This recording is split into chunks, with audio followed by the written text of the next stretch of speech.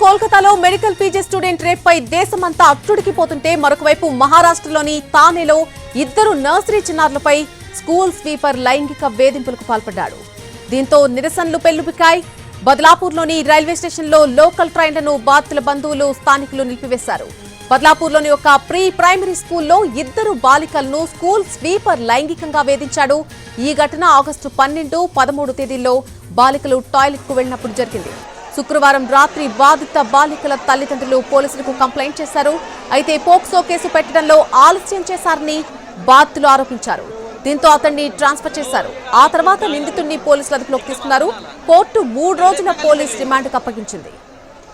మరొకవైపు స్కూల్ యాజమాన్యం కూడా ప్రిన్సిపల్, క్లాస్ టీచర్ను సస్పెండ్ చేసింది.